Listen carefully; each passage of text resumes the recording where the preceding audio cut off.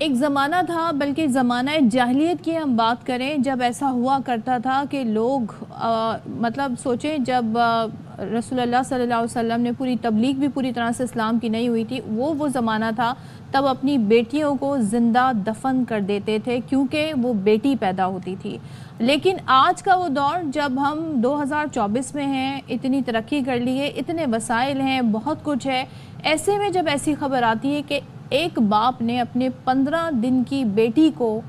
زمین میں گاڑ کر دفن کر دیا، تو پھر حیرانی ہوتی ہے کہ یہ باپ کا خون کیسے سفید ہو گیا، معصوم بچی کیسے بلک بلک کے رو رہی ہوگی۔ اور یہ واقعہ کہیں اور پیش نہیں آیا، یہ پاکستان کا علاقہ ہے نوشہر و فیروز، وہاں پر یہ واقعہ پیش آیا۔ اچھا جی، اب یہ ہے کہ اس کو سفاکیت کہیں، اس کو کیا نام دیں، اس معصوم بچی کو آپ اس دنیا میں لائے کیوں تھے جب آپ اس کو پرووائیڈ نہیں کر سکتے تھے؟ بہت سے سوال ہیں اس میں۔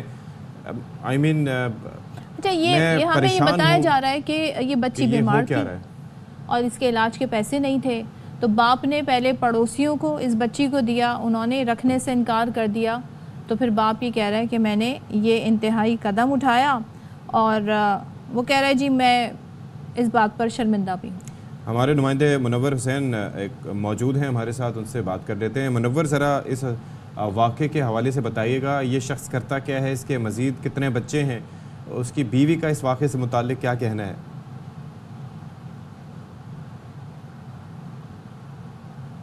جی منور۔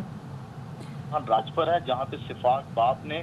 علاج کے پیسے نہ ہونے پر اپنی 15 دن کی معصوم بچی کو زندہ دفن کر دیا ہے۔ جب پولیس کو اطلاع ملی تو پولیس نے اس کے گاؤں پر چھاپا مارا اور وہاں پر ملزم طیب عرف مچھر راجپر کو گرفتار کر لیا۔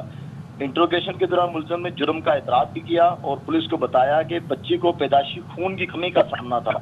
اور ہم بچی کو پال نہیں سکتے تھے، جس کی وجہ سے اسے ایک پڑوسی کو دے دیا، لیکن اس پڑوسی نے بھی اسے ایک دن کے بعد واپس کر دیا اور مجبوراً ہم نے اسے بوری میں بند کر کے زندہ دفن کر دیا۔ انٹروگیشن کے دوران وہ پولیس سے التجائے کرتا رہا کہ مجھ سے غلطی ہو گئی ہے، مجھے معاف کر دیں، لیکن پولیس کی جانب سے بتایا گیا کہ ہم نے اس کے خلاف مقدمہ داخل کر لیا گیا ہے اور اسے آج کنڈیارو کی عدالت میں پیش کیا جائے گا، جہاں پر اسے اس کی جو قبر کشائی کے لیے جلد سے اجازت نامہ لیا جائے گا، جس کے بعد قبر کشائی کی جب اجازت ملے گی تو اس کے بعد مزید تفتیش آگے بڑھے گی۔ جب ہماری علاقہ مکینوں سے بات ہوئی تو ان کا کہنا تھا کہ اس شخص کو پہلے بھی ایک بچی تھی اور وہ بھی اسی طرح بیمار رہتی تھی اور کچھ عرصہ بیمار رہنے کے بعد وہ بھی فوت ہو گئی تھی۔ علاقہ مکینوں کا کہنا ہے کہ یہ مزدور شخص ہے، اس کی اتنی آمدن نہیں ہے جس کے بعد اپنے بچوں کو پراپر طریقے سے جب وہ بیمار ہوتے ہیں تو ان کا علاج نہیں کروا سکتا، جبکہ خاندانی ذرائع کا کہنا ہے کہ اس کے مزید بھی 2 بچے ہیں جن میں ایک بیٹی ہے اور ایک بیٹا ہے، لیکن اب تک وہ میڈیا کے سامنے نہیں لائے گئے، نہ ہی انہیں پولیس کے پاس لایا گیا ہے۔ اچھا، آپ یہ کہہ رہے ہیں منور کہ قبر کشائی ابھی ہوگی، لیکن یہاں پر جو ہم فوٹیجز دیکھ رہے ہیں اس کے اندر ایک جگہ کو کھودا جا رہا ہے، نشاندہی کی جا رہی ہے۔ پولیس نے جو انٹروگیشن کے دوران، کیونکہ اس نے جس بوری میں بند کر کے بچی کو لے کر گئے تھے تو اس جگہ کا نشاندہی کروائی تھی کہ وہ کہاں اپنے دفن کی ہے، وہ وہاں پر جا کے اس بوری کو بھی اپنے تحویل میں لیا گیا تھا کہ جس بچی میں اس لاش کو بچی کو زندہ دفن کر کے لے کے جایا گیا تھا، اس کو وہاں سے نکال کے وہاں پہ اس نے دفن کر دیا اور اس کو الگ جگہ پہ جا کے دفن کیا۔ اس طرح کے جو کیس ہوتے ہیں اس میں کیا دفعات لگتی ہیں، کس طرح کے مقدمہ بنایا جاتا ہے؟ مقدمہ اسی ٹائپ کا بنا ہے کہ اس نے اپنی بچی کو یعنی زندہ دفن کیا ہے، اس پہ اسی کی ٹائپ کی جو قانونی ہوتی ہیں دفعات ان کا نفاذ کیا گیا ہے۔ مزید انٹروگیشن ہوگی تو مزید اگر کچھ چیزیں سامنے آئیں گی تو اس میں جو مزید دفعات ہیں ان کا بھی اضافہ کر دیا جاتا ہے۔ اچھا منور، ایک اور چیز بھی کہ اس واقعے پر یہ جو واقعہ پیش آیا ہے،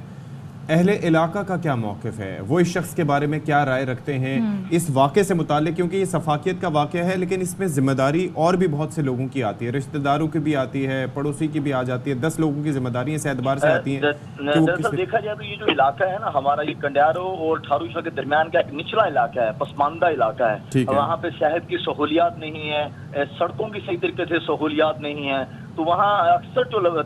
لوگ رہتے ہیں لوور طبقے سے بھی نچلے علاقے لوگ رہتے ہیں، ایسے کہہ لیں کہ وہ صرف مزدوری کرنے کے لیے شہروں میں آتے ہیں، مزدوری اگر مل گئی ان کو اپنی اس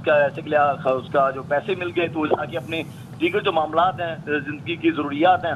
اس کو پورا کرتے ہیں، لیکن اگر ان کی مزدوری نہیں لگتی تو 4-4 دن 5-5 دن 10-10 دن بیچارے اس طرح ہی اپنے کہیں سے کچھ مانگ لیا کہیں سے کچھ مانگ لیا اور وہ اپنے معاملات کو چلاتے ہیں. جب ہماری علاقہ مکینوں سے اس حوالے سے بات ہوئی تو ان کا یہی کہنا تھا کہ یہ سارا پسماندہ علاقہ ہونے کی وجہ سے یہ ایسے واقعات جو جنم لیتے ہیں, ان کے وجہ پیسے نہیں ہوں گے تو چیک اپ کے لیے نہیں جایا جاتا. وہاں جو لیکن پیسے ہونا یہ کوئی توجہ کسی بھی طرح سے نہیں ہو سکتی کہ اپنی ہی اولاد کو اس طریقے سے زندہ زمین میں گاڑ دیا جائے. اللہ کی رحمت سے مایوس ہونا یہ بھی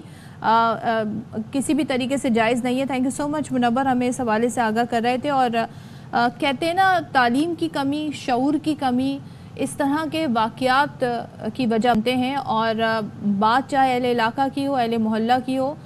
اس شخص کو مجھے نہیں لگتا کوئی احساس ہے, کیونکہ اس سے پہلے بھی بتایا جا رہا ہے اس طرح کے واقعات ہوئے. لیکن آپ اپنی کہتے ہیں نا جتنی چادر ہے اتنے پاؤں پھیلائیں. نہیں آپ افورڈ کر سکتے تو آپ سوچ کے اپنی فیملی کو پلان کریں. ادروائز اس طرح اپنے معصوم بچوں کی جانیں لینا یہ کسی بھی طریقے سے ہمارے مذہب کے پوائنٹ آف ویو سے بھی جائز ہے. یہاں پر تعلیم ہو, یہاں پر کسی چیز کی پلاننگ نہیں ہوتی نا. سوچ کے آپ پلان کے بات کریں. وہاں پر تو ایک وقت کے بعد دوسرے وقت کی, اور وہ ایک جس طریقے سے ایک جبلت کے تحت چل رہے ہوتے ہیں ویسے چل رہے ہیں. مطلب there is no such thing as planning. مطلب اسے قتل کہیں گے ڈائریکٹلی, اور کیا اسے کہا جا سکے.